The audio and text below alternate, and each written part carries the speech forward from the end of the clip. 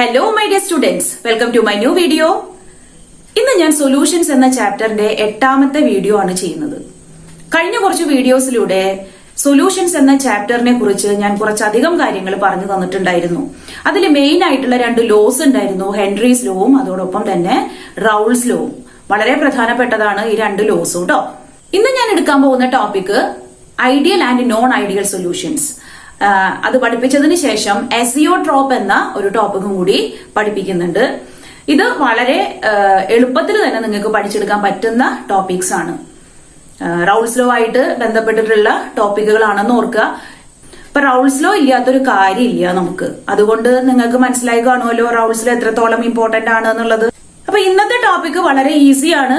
നമ്മളെ എക്സാമിന് മിക്കവാറും വരുന്ന ചോദ്യങ്ങളിൽ ഞാൻ ഇന്ന് പഠിപ്പിക്കുന്ന ഭാഗത്തു നിന്നുള്ള ചോദ്യങ്ങൾ വരാറുണ്ട്. എല്ലാവരും ശ്രദ്ധയോടെ ഇരിക്കുക. അപ്പൊ ടോപ്പിക്കിലേക്ക് കടക്കുന്നതിന് മുൻപായി എന്റെ വീഡിയോസ് ഇഷ്ടപ്പെട്ടാൽ തീർച്ചയായിട്ടും നിങ്ങൾ ലൈക്ക് ചെയ്യുക, സബ്സ്ക്രൈബ് ചെയ്യുക, പിന്നെ കമന്റ് ചെയ്യാൻ മറക്കരുത് കേട്ടോ. ഓക്കെ, അപ്പൊ നമുക്ക് ടോപ്പിക്കിലേക്ക് പോകാം. What is N ideal solution?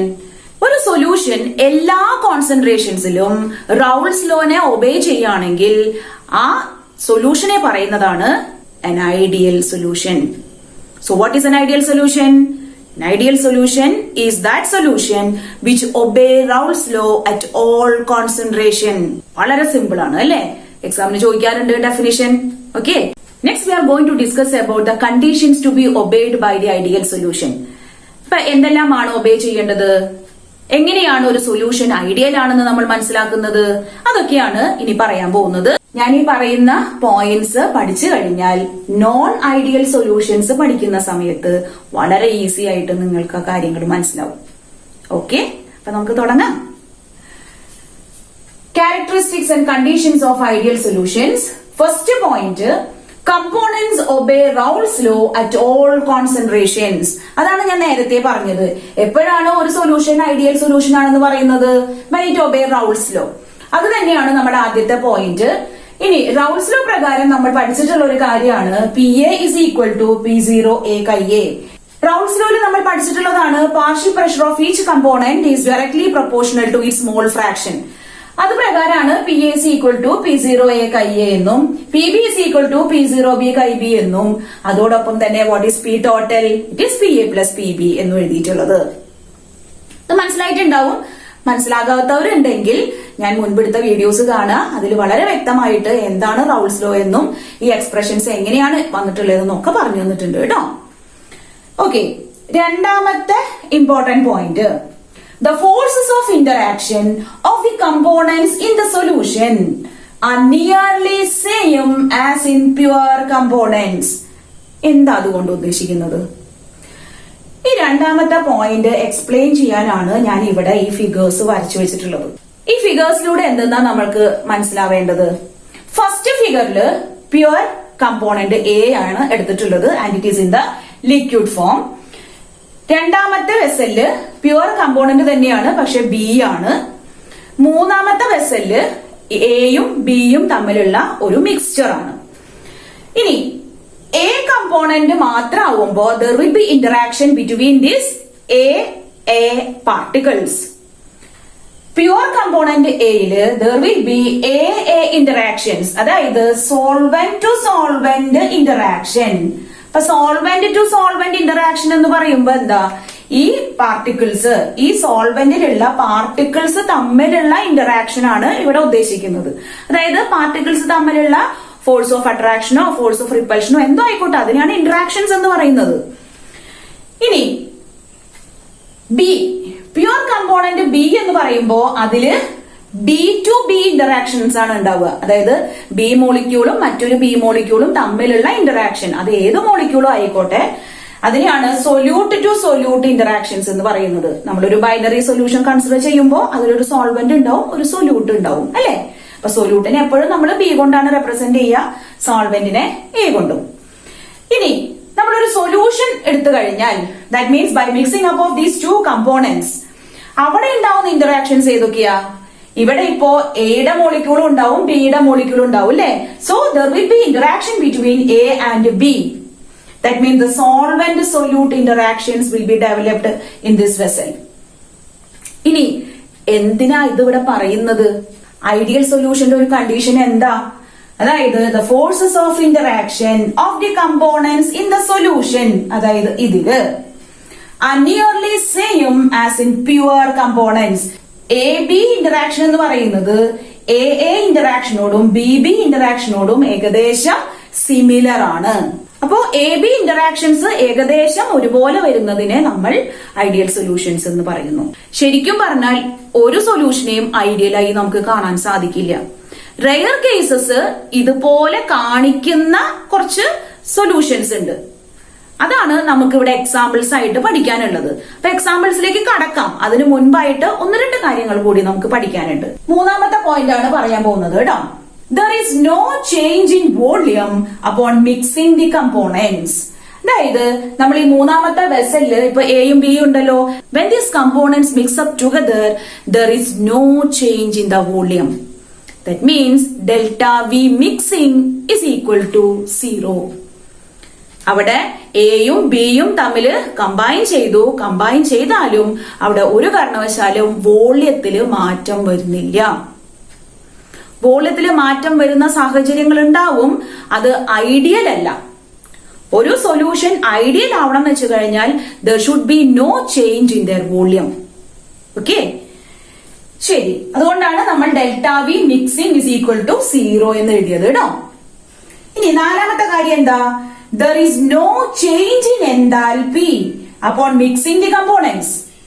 അതായത് when these two components mix up together, there is no change in enthalpy. Delta H mixing is equal to 0.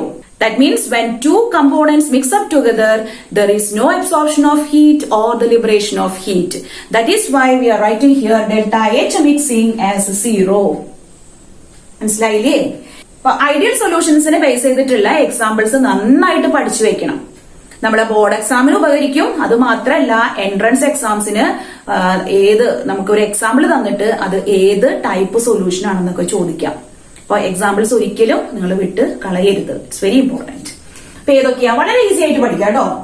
First example എന്ന് പറയുന്നത് normal hexane and normal heptane. A mixture of normal hexane and normal heptane. Alkanes ആണ്. ഒരു കാരണവശാലും ഈഥെയിനും മീഥെയിനും എഴുതരുത്. ഇവിടെ നമ്മള് liquid ആയിട്ടുള്ള solutions ആണ് എടുക്കുന്നത്. Okay, so next is benzene and toluene. അപ്പൊ ബെൻസീനും ടൊളുവീനും ഈ മിശ്രിതം ഐഡിയൽ സൊല്യൂഷന് എക്സാമ്പിൾ ആണ്.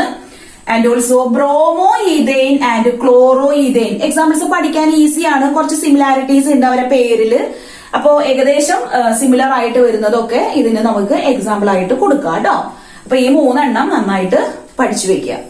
നമ്മൾ ഒരു കാര്യം കൂടി ഇവിടെ മനസ്സിലാക്കാനുണ്ട്. The graphical plot of ideal solution. Raoult's law പ്രകാരം ലിക്വിഡ് സൊല്യൂഷൻസിനെ ബേസ് ചെയ്തിട്ടുള്ള ഒരു ഗ്രാഫിക്കൽ പ്ലോട്ട് ഞാൻ പഠിപ്പിച്ചു തന്നിരുന്നില്ലേ? അത് തന്നെയാണ് ഐഡിയൽ സൊല്യൂഷന്റെയും ഗ്രാഫ്. മറക്കരുത്. അപ്പൊ നിങ്ങൾ ഐഡിയൽ സൊല്യൂഷൻ ഇതിന്റെ ക്യാരക്ടറിസ്റ്റിക്സ് നോട്ടായിട്ട് എഴുതി കഴിഞ്ഞാൽ ഇതിന്റെ ഗ്രാഫിക്കൽ പ്ലോട്ട് ഒന്ന് വരച്ചു വെക്കുക. It is similar to that we have already studied in the Raoult's law on the basis of the liquid solution. Non ideal സൊല്യൂഷനെ കുറിച്ചാണ് ഞാൻ ഇനി പറയാൻ പോകുന്നത്. ഐഡിയൽ സൊല്യൂഷനെ കുറിച്ച് നമ്മൾ പഠിച്ചില്ലേ? അത് പഠിച്ചു കഴിഞ്ഞ കുട്ടിക്ക് നോൺ ഐഡിയൽ സൊല്യൂഷന് ഡിഫൈൻ ചെയ്യാനും അതിന്റെ കണ്ടീഷൻസ് പറയാനും വളരെ ഈസിയാണ്. എങ്ങനെയാണ്? കുറച്ച് മാറ്റങ്ങൾ മാത്രമേ ഇതിൽ വരുന്നുള്ളൂ കേട്ടോ. Non ideal solution. What is this definition? A solution which do not obey Raoult's law at all concentration is called a non-ideal solution. ഏത് കോൺസെൻട്രേഷൻ തന്നാലും റൗൾസ് ലോ ഒബേ ചെയ്യാത്തത് ആ സൊല്യൂഷനെയാണ് നോൺ ഐഡിയൽ സൊല്യൂഷൻ എന്ന് പറയുന്നത്. സിമ്പിൾ ആയിട്ട് പറഞ്ഞാൽ non ideal solutions do not obey Raoult's law. Okay, that means PA is not equal to P0A chi A, PB not equal to P0B chi B, and PT is not equal to PA plus PB. Right. ഞാൻ ഇനി അധികം പറഞ്ഞു തരേണ്ട ആവശ്യമില്ല, നിങ്ങൾക്ക് മനസ്സിലായിട്ടുണ്ടാവും. ഇനി next എന്താ പറയുന്നത്? The forces of interaction of the components in the solution are different from the pure components. അപ്പൊ നേരത്തെ നിന്ന് വ്യത്യസ്തമായി അല്ലെ. ഫോഴ്സസ് ഓഫ് ഇന്ററാക്ഷൻസ് ഉണ്ടായിരിക്കും, പക്ഷേ പ്യുവർ കോമ്പോണൻസിൽ നിന്ന് വ്യത്യസ്തമാണ് ഒരു സൊല്യൂഷനിലുള്ള ഇന്ററാക്ഷൻ. അതായത് ഇതിൽ നമ്മൾ നോക്കിക്കഴിഞ്ഞാൽ നേരത്തെ പറഞ്ഞത് ഇവര് ഏകദേശം ഈക്വൽ ആണെന്നാണ്, the interactions are nearly equal ആണെന്നാണ് പറഞ്ഞു വന്നിരുന്നത്. എന്നാൽ നോൺ ഐഡിയൽ സൊല്യൂഷൻസിൽ എങ്ങനെയാ പറയുന്നത്? A B interactions are very much different from A A interaction and B B interaction. കാര്യം മനസ്സിലായില്ലേ? ഓക്കെ. ഇനി മൂന്നാമത്തെ കാര്യം എന്താ പറയുന്നത്?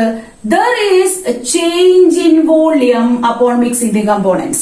That means when the two components are mixed together, there comes some changes in volume. വോള്യത്തിൽ changes സംഭവിക്കുന്നു. ആ വോള്യത്തിൽ ചേഞ്ചസ് വരുന്നത് എന്തുകൊണ്ടാ? That is due to the interaction between the components. Interactions എന്ന് പറയുന്നത് വീക്കർ ആകാം, സ്ട്രോങ്ങർ ആകാം. അപ്പൊ അതിനെ ബേസ് ചെയ്തിട്ട് കുറച്ച് കാര്യങ്ങൾ ഇനി നമുക്ക് പഠിക്കാനുണ്ട്. ഓക്കെ. അപ്പൊ ജനറൽ ആയിട്ട് മനസ്സിലാക്കുക, delta V mixing is not equal to 0 in the case of non ideal solution. And what about enthalpy change? There is change in enthalpy upon mixing the components. Delta എച്ചിന് changes വരാന്ന് പറഞ്ഞാൽ എന്താ? Delta H positive ആകാം, delta H negative ആകാം.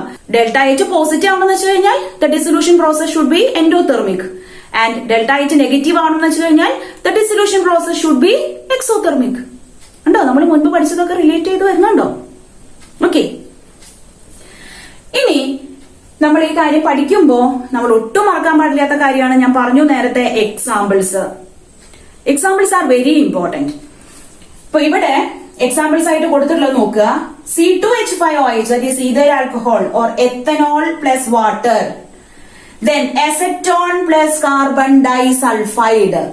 Acetone plus CS2. CS2 എന്ന് പറയുന്നത് carbon disulphide. അതുപോലെ chloroform and CCl4. Then water and HCl and water and HNO3. There are so many examples. ഈ എക്സാമ്പിൾസ് നിങ്ങൾക്ക് എത്രമാത്രം കളക്ട് ചെയ്ത് പഠിക്കാൻ പറ്റുമോ അത്രയും നല്ലത്. പക്ഷെ നമ്മളെ എക്സാമിന് 1-2 എക്സാമ്പിൾസ് ഒക്കെ മതി. പക്ഷെ എൻട്രൻസ് പോലുള്ള എക്സാംസ് വരുമ്പോ നമ്മൾ ഈ പഠിച്ചതൊന്നും ആയിരിക്കില്ല ചിലപ്പോ വരിക. അവർ 3-5 ഓപ്ഷൻ തരും, ഇതിൽ നിന്നൊന്നും ആയിരിക്കില്ല. അപ്പോ കുറച്ച് എക്സാമ്പിൾസ് അധികം പഠിച്ചു വെച്ചാൽ കുറച്ചും കൂടി നല്ലത് കേട്ടോ. കുറച്ച് റെഫർ ചെയ്യുക, ബുക്സ് ഒക്കെ റെഫർ ചെയ്തിട്ട് എക്സാമ്പിൾസ് ഒക്കെ കണ്ടുപിടിക്കൂ. ഓക്കെ. ഐഡിയൽ സൊല്യൂഷന്റെ നോൺ ഐഡിയൽ സൊല്യൂഷന്റെ ഡെഫിനിഷൻ മനസ്സിലായില്ലേ? കണ്ടീഷൻസ് അല്ലെങ്കിൽ ക്യാരക്ടറിസ്റ്റിക്സ് കൃത്യമായിട്ട് ഞാൻ പറഞ്ഞു തന്നിട്ടുണ്ട്, അത് മനസ്സിലായിട്ടുണ്ടാവും എന്ന് വിചാരിക്കുന്നു. അത് മാത്രമല്ല, you should remember the examples for ideal and non ideal solution. Next we have to study about the different types of non ideal solution. This non ideal solutions actually classified into 2 types. ഏതൊക്കെയാണെന്നറിയോ? The solution showing positive deviation from the Raoult's law and the solution showing negative deviation from the Raoult's law. ഇപ്പൊ റൗൾസ് ലോയിൽ നിന്ന് വ്യത്യാസം കാണിക്കുന്നതാണ് non ideal solution. അത് positive deviation കാണിക്കുന്ന സൊല്യൂഷൻസും ഉണ്ട്, negative deviations കാണിക്കുന്ന സൊല്യൂഷൻസും ഉണ്ട്. ഇനി ഇതൊക്കെ എന്താണെന്നാണ് നമ്മൾ പഠിക്കാൻ പോകുന്നത്. നോക്കാം.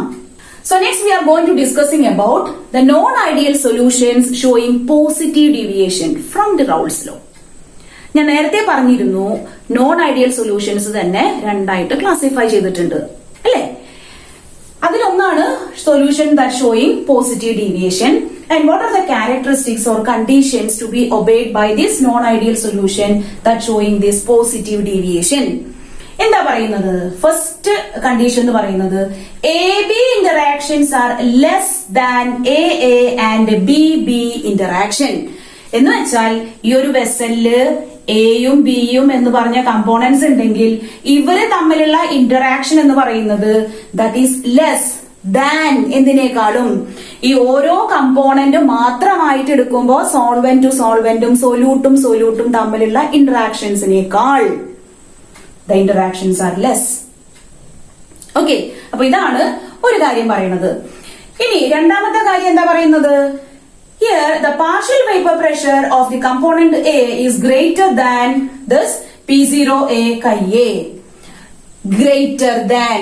So note that point. PA is greater than chi A. For partial vapor pressure of this component is greater than its mole fraction. അതുപോലെ partial vapor pressure of component B is greater than its mole fraction. Hence the total vapor pressure will also be greater. ശരിയല്ലേ? അതായത് എയും ബിയും തമ്മിലുള്ള interaction കുറവാകുമ്പോൾ എന്താ സംഭവിക്കുക? The bonds present between these components can easily be broken and they can easily escape from this liquid solution into this gaseous phase. And in the gaseous phase, അവിടെ എന്താ സംഭവിക്കുന്നത്? These vapors may collide each other and they exert some pressure and that is the vapor pressure. In such solutions, the vapor pressure will be very, very large. That is why here we are writing Pi is greater than P0A ka A. Okay? So third point എന്താ? Delta V mixing is positive. Ideal solution നമ്മൾ പഠിച്ചത് എന്താ? Delta V mixing is 0. And for non-ideal solution, delta V mixing is not equal to 0. ഇനി നമ്മൾ വേർതിരിച്ച് പഠിക്കുകയാണ്. കാരണം non-ideal solution തന്നെ പോസിറ്റീവ് ഉണ്ട് നെഗറ്റീവ് ഉണ്ട് അല്ലെ? പോസിറ്റീവ് ഡീവിയേഷൻ കാണിക്കുന്ന non-ideal solutionsന്റെ ഡെൽറ്റ വി എന്ന് പറയുന്നത് positive. That means when these two components mix up together, volume increases. അതാണ് അതിലൂടെ മനസ്സിലാക്കേണ്ടത്. ഈ രണ്ട് കമ്പോണന്റുകള് മിക്സ് ചെയ്ത് കഴിഞ്ഞാൽ വോള്യം കൂടുന്നു. കാരണം ഇവിടെയുള്ള ഇന്ററാക്ഷൻസ് വളരെ കുറവാണ്. ഇന്ററാക്ഷൻസ് വളരെ വീക്ക് ആവുമ്പോ there is a chance to increase the volume. Okay. What is the next point? Delta H mixing is positive. കണ്ടോ? അപ്പൊ നേരത്തെ നമ്മൾ പഠിച്ചിരുന്നു delta H mixing is not equal to 0 for non ideal solution. ഇപ്പൊ നമ്മൾ വേർതിരിച്ചു പഠിക്കുന്നു for non ideal solution showing positive deviation delta H mixing is positive. എന്താ അതിന്ന് മനസ്സിലാക്കേണ്ടേ? എപ്പോഴാ ഡെൽറ്റ എച്ച് പോസിറ്റീവ് ആവുന്നത്? when the dissolution process is endothermic. That means when a solute is added to a solvent, that process will take place by the absorption of heat. Whenever a reaction takes place or whenever a process takes place by the absorption of heat, at that time delta H value will be positive. Okay. So, delta H mixing is positive and the process of dissolution, ഇത് ഞാൻ നേരത്തെ പറഞ്ഞതാണ്. The process of dissolution is endothermic. അതുകൊണ്ടാണ് delta H ന്റെ value positive ആയത്. And you should remember some examples for non-ideal solution showing positive deviation. ഏതൊക്കെയാ? Ethanol and water. It's very, very important. You have to stress upon the examples also while you are studying the non-ideal solution. Okay.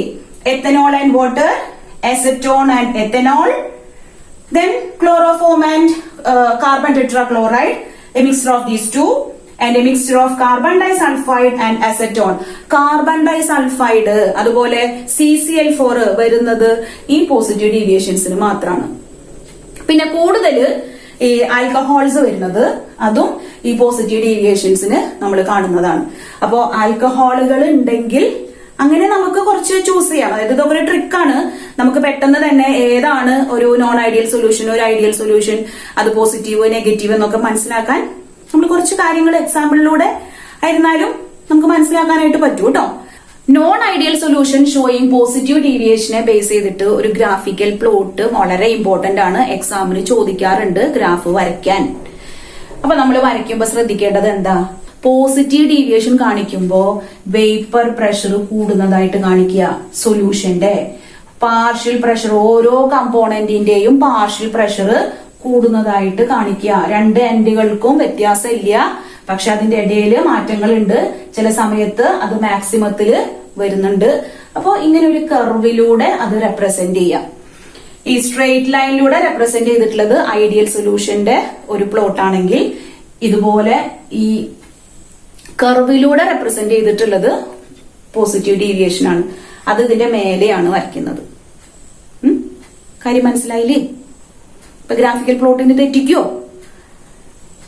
ഇതൊക്കെ എഴുതുന്നതൊക്കെ വളരെ ശ്രദ്ധിക്കുക എന്താണെന്നുള്ളത് കേട്ടോ. അപ്പോ positive deviation ഒരു കുട്ടി മനസ്സിലാക്കി കഴിഞ്ഞാൽ നെഗറ്റീവ് ഡീവിയേഷൻ പഠിക്കാൻ വളരെ സിമ്പിൾ ആണ്. അതിന്റെ ഗ്രാഫ് പഠിക്കാൻ സിമ്പിൾ ആണ്. ഇതിന്റെ കണ്ടീഷൻസ് പഠിക്കാൻ സിമ്പിൾ ആണ്. നമുക്ക് നോക്കാം. ഇപ്പൊ ഇതൊക്കെ ക്ലിയർ ആയോ? അപ്പൊ നിങ്ങൾ ഇത് വീഡിയോ കാണുന്ന സമയത്ത് ഇതിന്റെ സ്ക്രീൻഷോട്ട് എടുത്ത് വെച്ച് കഴിഞ്ഞാലുണ്ടല്ലോ നിങ്ങൾക്ക് നോട്ട് എഴുതാൻ വളരെ ഈസിയാണ് കേട്ടോ. ഇതിപ്പോ കാണണമെന്നില്ല, നമുക്ക് നോട്ട് എഴുതാന്ന് വെച്ച് കഴിഞ്ഞാൽ ഓരോ പെർട്ടിക്കുലർ ഭാഗങ്ങള് സ്ക്രീൻഷോട്ട് എടുത്ത് വെച്ച് കഴിഞ്ഞാൽ വളരെ ഈസി ആയിട്ട് തന്നെ നിങ്ങൾക്ക് നോട്ട് ഉണ്ടാക്കാനായിട്ട് പറ്റും. So next is A non ideal solution showing negative deviation from റൗൾസ് law. And what are the characteristics? നമ്മൾ നേരത്തെ പോസിറ്റീവ് ഡീവിയേഷൻ പഠിച്ച കാര്യങ്ങൾ മനസ്സിലാക്കി കഴിഞ്ഞാൽ ഇത് വളരെ ഈസി ആയിട്ട് തന്നെ നിങ്ങൾക്ക് മനസ്സിലാക്കി എടുക്കാവുന്നതാണ്. ഇവിടെ പറയുന്നത് എന്താ? A B interactions are more than A and B interactions. അതായത് എയും ബിയും തമ്മിലുള്ള മിക്സ്ചർ എടുത്തു കഴിഞ്ഞാൽ ഇവിടെ എ ബി ഇന്ററാക്ഷൻ എന്ന് പറയുന്നത് വളരെ കൂടുതലായിരിക്കും.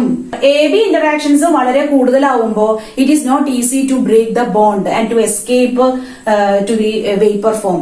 കുറച്ച് സമയം എടുത്തിട്ട് മാത്രമേ ഇവര് വേപ്പേഴ്സ് ആയിട്ട് പോവുള്ളൂ, even though they are too volatile liquids. Okay, അങ്ങനെ വരുമ്പോ the partial pressure of each component will be less than its mole fraction and thereby the total vapor pressure will be less than the sum of this partial vapor pressures. അപ്പോ എല്ലാതും Inter connected ആണ്. ഇവിടെ ഈ പറയുന്ന ഓരോ പോയിന്റ്സും ഈ പറഞ്ഞ interactions ആയിട്ട് ബന്ധപ്പെട്ട് വരുന്നതാണ്. അതുകൊണ്ട് ആദ്യത്തെ പോയിന്റ് നല്ലപോലെ ഓർക്കുക. അപ്പൊ പിന്നെ നമുക്ക് ഓരോന്നോരോന്നായിട്ട് വളരെ ഈസി ആയിട്ട് തന്നെ സ്കോർ ചെയ്യാൻ പറ്റും കേട്ടോ. ഇനി മൂന്നാമത്തെ പോയിന്റിൽ പറയുന്നത് എന്താ? Delta V mixing is negative.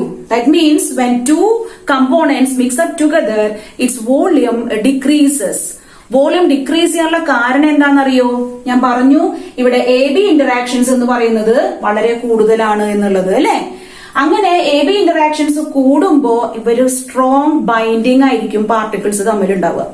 അങ്ങനെ ബൈൻഡിങ് ഫോഴ്സ് കൂടുമ്പോ automatically there comes A decrease in the volume.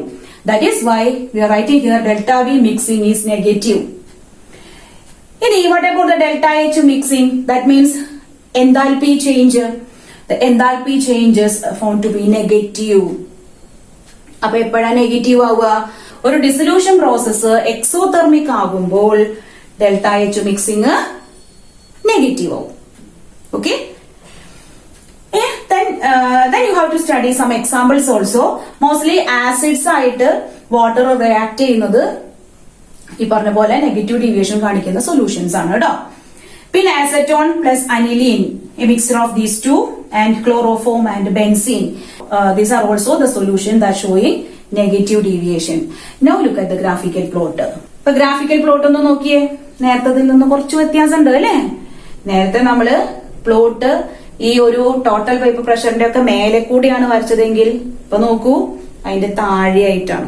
Negative deviation എന്ന് പറയുമ്പോൾ കർവ് ആ നോർമൽ ലൈനേക്കാളും താഴേക്കായിട്ട് വരയ്ക്കുക. പോസിറ്റീവ് ഡീവിയേഷൻ വരുമ്പോ ആ നോർമൽ ലൈനേക്കാളും മേലെയായിട്ട് വരയ്ക്കുക. ഈ രണ്ട് കാര്യങ്ങൾ ശ്രദ്ധിച്ചാൽ you can easily draw the graph of this positive deviation and the negative deviation for the solutions. Okay, ഇനി ഞാൻ അധികം എക്സ്പ്ലെയിൻ ചെയ്യേണ്ട കാര്യമില്ലല്ലോ, ഇത് മനസ്സിലായില്ലേ? So next we are going to study about azeotropes. കേട്ടിട്ടുണ്ടോ അങ്ങനെ ഒരു വേർഡ്? അസിയോട്രോപ്സിന് തന്നെ മറ്റൊരു പേര് പറയും കോൺസ്റ്റന്റ് ബോയിലിംഗ് മിക്സ്ചേഴ്സ് അല്ലെങ്കിൽ കോൺസ്റ്റന്റ് ബോയിലിംഗ് സൊല്യൂഷൻസ് എന്നൊക്കെ. എന്താണ് അസിയോട്രോപ്പ്? നമുക്ക് നോക്കാം. Azeotrophs are those solutions which boils at the same temperature without any change in composition. വളരെ ഇമ്പോർട്ടന്റ് ആയിട്ടുള്ള ഒരു കാര്യമാണ് ഞാനിപ്പോ പറഞ്ഞത്. അസിയോട്രോപ്പുകൾ എന്ന് പറഞ്ഞു കഴിഞ്ഞാൽ they are the solutions ആണ്. That means it contain both the solute and the solvent which boils at the same temperature without any change in composition. നമ്മൾ എടുത്ത സൊല്യൂട്ടും സോൾവെന്റിന്റെയും കോമ്പോസിഷനിൽ യാതൊരു മാറ്റവും ഇല്ലാതെ ബോയിൽ ചെയ്യപ്പെടുന്ന സൊല്യൂഷൻസ് ആണ് അസിയോട്രോപ്സ്. വളരെ നിസ്സാരമായിട്ട് ഞാൻ പറഞ്ഞു കഴിഞ്ഞു. ഇനി എന്താണെന്നുള്ളത് നമുക്ക് കുറച്ച് വിശദമായിട്ട് തന്നെ പഠിക്കാനുണ്ട്. അപ്പോ കുറച്ചും കൂടി ക്ലാരിറ്റി വരും. അപ്പൊ നിങ്ങൾക്ക് കുറച്ചും കൂടി കാര്യങ്ങൾ മനസ്സിലാവും. അപ്പൊ ജസ്റ്റ് ഡെഫിനിഷൻ മാത്രം ഞാൻ പറഞ്ഞു തന്നിട്ടുള്ളൂ. Usually non ideal solutions are azeotropes.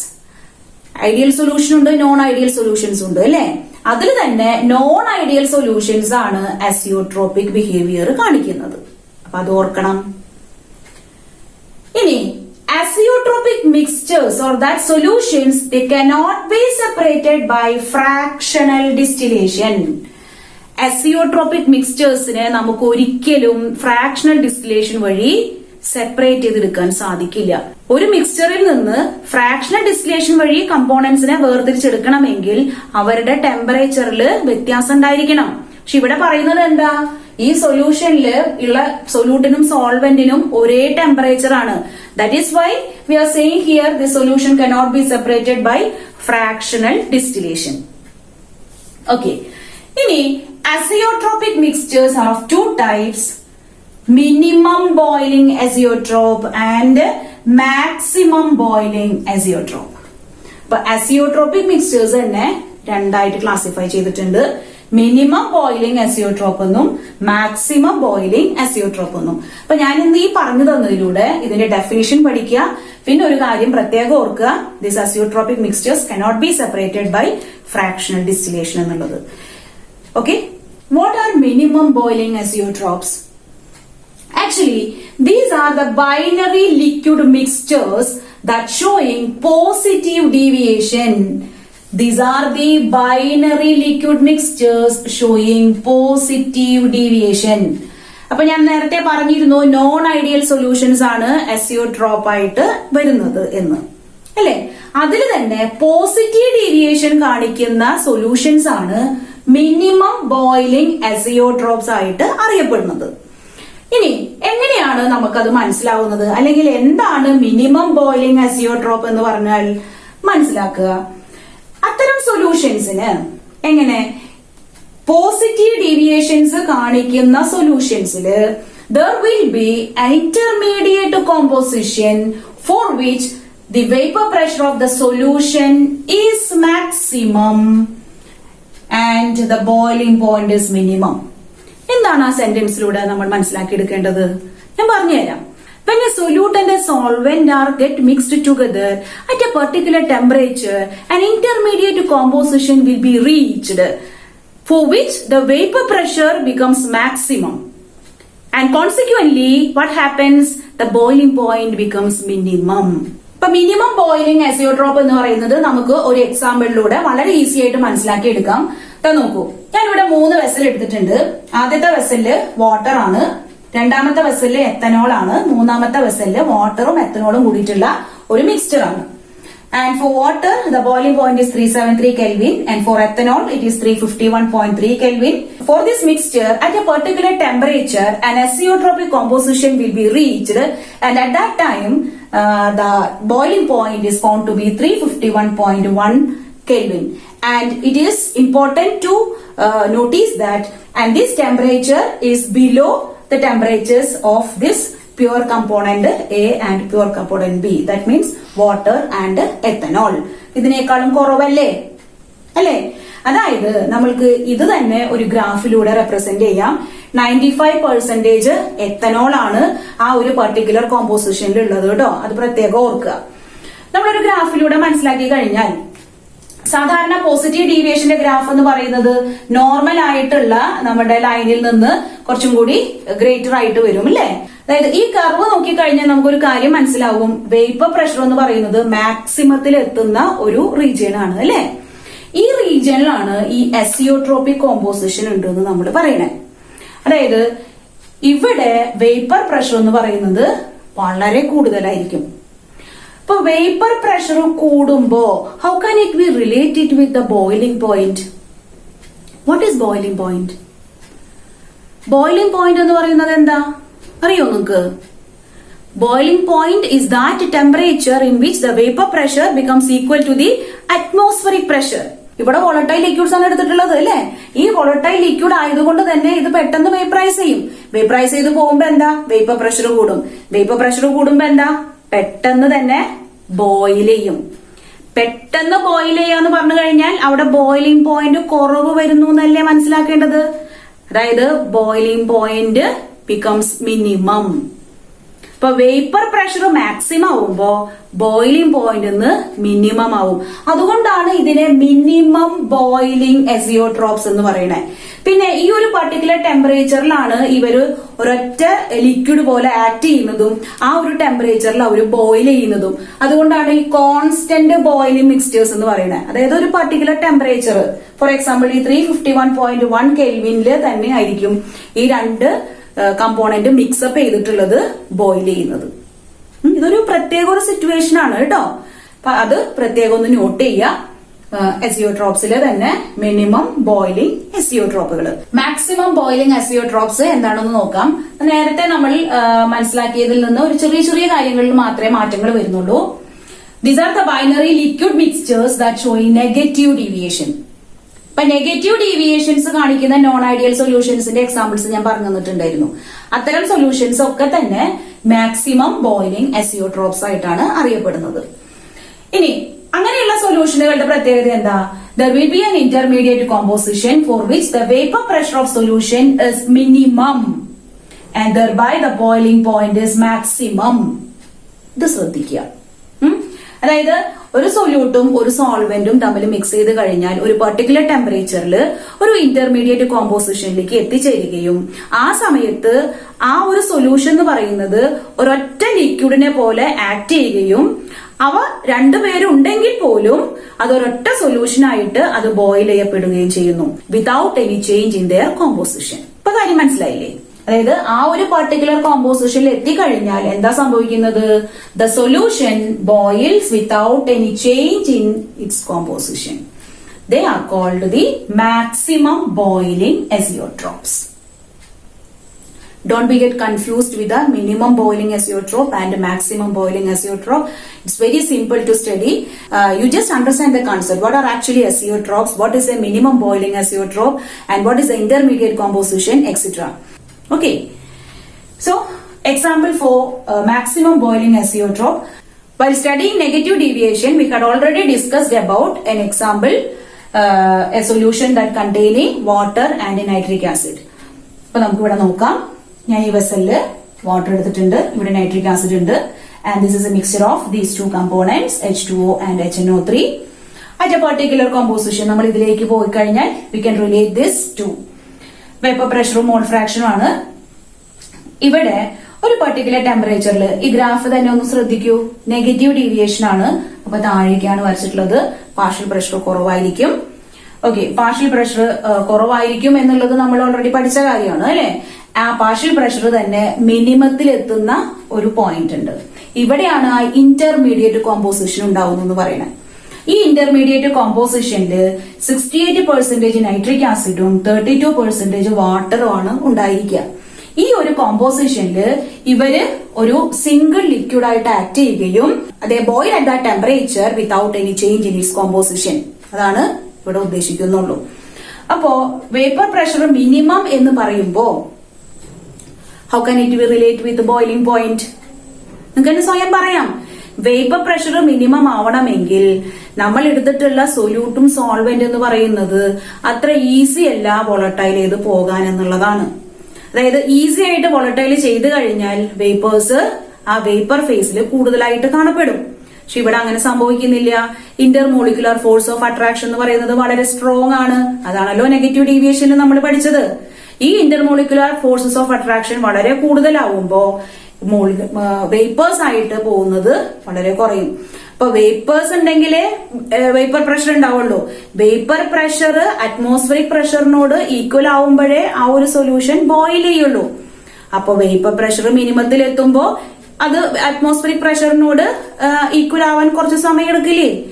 അതുകൊണ്ട് തന്നെ എന്ത് സംഭവിക്കും? ബോയിലിംഗ് പോയിന്റ് കൂടും. അതായത് ബോയിൽ ചെയ്യാൻ കൂടുതൽ സമയം എടുക്കും. ഈ കൺസെപ്റ്റ് ഓർക്കണം കേട്ടോ. ബോയിലിംഗ് പോയിന്റ് കൂടുക എന്ന് പറയുമ്പോ ബോയിൽ ചെയ്യാൻ കൂടുതൽ സമയം എടുക്കുന്നു എന്നുള്ളതാണ് ഉദ്ദേശിക്കുന്നത്. ബോയിലിംഗ് പോയിന്റ് കുറയുക എന്ന് പറയുമ്പോ പെട്ടെന്ന് ബോയിൽ ചെയ്യും എന്നുള്ളതാണ് മനസ്സിലാക്കേണ്ടത്. ഈ കൺസെപ്റ്റ് തെറ്റരുത്. ചില കുട്ടികൾക്ക് ഇതൊരു കൺഫ്യൂഷൻ ഉണ്ടാക്കാറുണ്ട്. ബോയിലിംഗ് പോയിന്റ് കൂടുക, ബോയിലിംഗ് പോയിന്റ് കുറയുക എന്ന് പറയുന്നതിനെ ബേസ് ചെയ്തിട്ട്. അപ്പോ ഞാൻ ഈ പറഞ്ഞ കാര്യങ്ങള് ഇതിന്റെ ഗ്രാഫ് ഒന്നും നിങ്ങൾ പഠിക്കൊന്നും വേണ്ട. കാര്യം കൃത്യമായിട്ട് മനസ്സിലാക്കിയെടുക്കുക. എസിയോട്രോപ്പ് എന്താണെന്നും what are the two different types of azeotropic mixtures. ഇന്ന് ഞാൻ പഠിപ്പിച്ചെന്ന കാര്യങ്ങൾ എസ്പെഷ്യലി ഐഡിയൽ സൊല്യൂഷനും നോൺ ഐഡിയൽ സൊല്യൂഷനും വളരെ ഈസിയാണ്. കമ്പയർ ചെയ്ത് പഠിക്കുക ഐഡിയൽ സൊല്യൂഷനും നോൺ ഐഡിയൽ സൊല്യൂഷനും. അതുപോലെ തന്നെ പോസിറ്റീവ് ഡീവിയേഷൻ കാണിക്കുന്നതും നെഗറ്റീവ് ഡീവിയേഷൻ കാണിക്കുന്ന ക്യാരക്ടറിസ്റ്റിക്സ് കമ്പയർ ചെയ്ത് പഠിക്കുക. അപ്പൊ നമുക്ക് വളരെ ഈസി ആയിട്ട് ആ കൺസെപ്റ്റ് തറവാകും. പിന്നെ നമുക്ക് ഒരു ചെറിയൊരു ബുദ്ധിമുട്ട് തോന്നുന്ന ഒരു ഭാഗമായിരിക്കും ഈ SEO ഡ്രോപ്പ്. എന്താണ് കൺസെപ്റ്റ് എന്ന് അറിയാനുള്ള ഒരു ചെറിയ ബുദ്ധിമുട്ട്. അത് മനസ്സിലാക്കി കഴിഞ്ഞാൽ പിന്നെ ഈസിയായി. അപ്പൊ ഇന്നത്തെ സെഷൻ അവസാനിപ്പിക്കാനുള്ള സമയമായി. എല്ലാവരും നന്നായിട്ട് തന്നെ പഠിക്കുക. നമ്മളുടെ ഈ ചാപ്റ്ററിന്റെ ഒരു പകുതി ഭാഗം ഇപ്പൊ ഫിനിഷായി.